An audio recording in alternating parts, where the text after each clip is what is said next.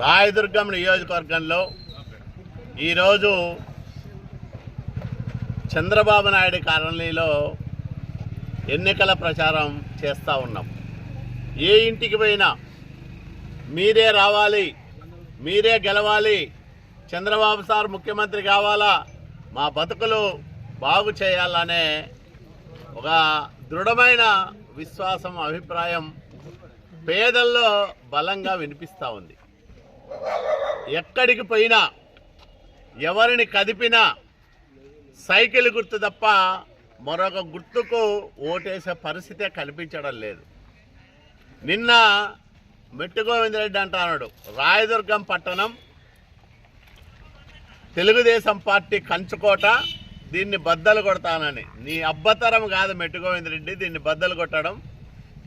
Telugu Desam party కంచుకోట రాయదుర్గం పట్టణం, తెలుగుదేశం పార్టీకి గుండెకాయ లాంటి రాయదుర్గంలో నువ్వు ఎన్ని కుట్రలు చేసినా, ఎన్ని నాటకాలు ఆడినా తెలుగుదేశం పార్టీని ఇసుమంత కూడా ఏమీ చేయలేవు. చేయకపోగా ఈసారి రికార్డు స్థాయిలో రాయదుర్గం పట్టణంలో మేము మెజార్టీ తెచ్చుకోబోతా ఉన్నాం.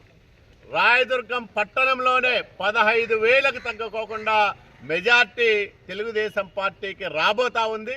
ఖచ్చితంగా ఈ నియోజకవర్గంలో 50,000 మెజార్టీతో నేను మెట్టు గోవిందరెడ్డి క్యాండిడేట్ అయితే అతని పైన గెలవబోతా ఉన్నానని కూడా ఈ సందర్భంగా నేను స్పష్టంగా ప్రకటించదలుచుకున్నాం. అదే సందర్భంలో పెరిగిన ధరలు, పెన్షన్లలో కోత.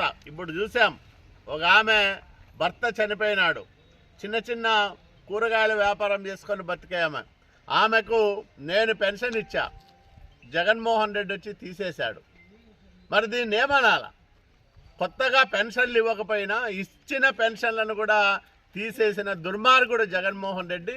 ఆ జగన్మోహన్ రెడ్డికి మెట్టు గోవిందరెడ్డి ప్రతినిధిగా ఉన్నాడు కాబట్టి జగన్ మీద ఉండే కసి, మెట్టు గోవిందరెడ్డి అసమర్థత మీద ప్రజల్లో ఉండే వ్యతిరేకత, ఇవన్నీ కూడా కలిసి నాకు అఖండమైన మెజార్టీని చేకూరుస్తాయని నేను విశ్వసిస్తూ ఉన్నాం.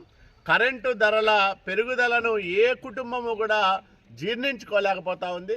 అందరి మద్దతు తెలుగుదేశం పార్టీకి, నాకు రాయదుర్గంలో రాష్ట్రంలో చంద్రబాబు నాయుడు గారికి బలంగా ఉంది. దీనికి తోడు అదనంగా మాకు జనసేన కలిసి వచ్చిన బలం. ఈరోజు పవన్ కళ్యాణ్ చంద్రబాబు నాయుడు గారి